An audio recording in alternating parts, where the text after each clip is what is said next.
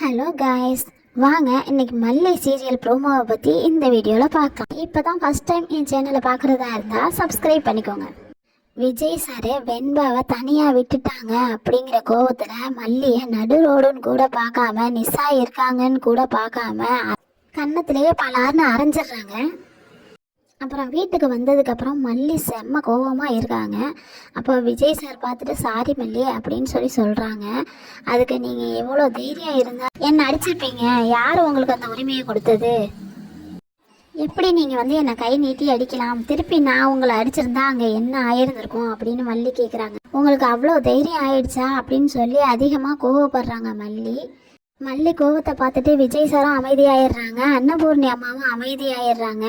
அப்புறம் கோவத்தோட விஜய் வெறுன்னு மாடிக்கு போய் மல்லி பேக் எடுத்துக்கிட்டு நான் வீட்டை விட்டு வெளியே போகிறேன் அப்படின்னு சொல்லி கிளம்பிடுறாங்க.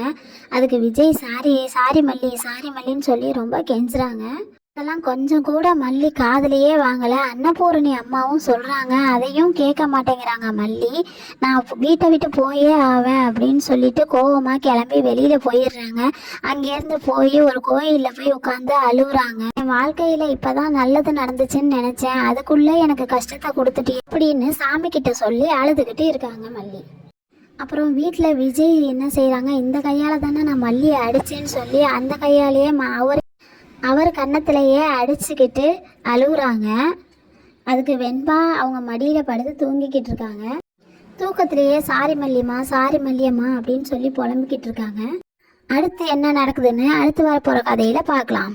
இந்த வீடியோ உங்களுக்கு பிடிச்சிருந்தா லைக் பண்ணுங்கள், ஷேர் பண்ணுங்கள், சப்ஸ்கிரைப் பண்ணுங்கள். தேங்க்யூ.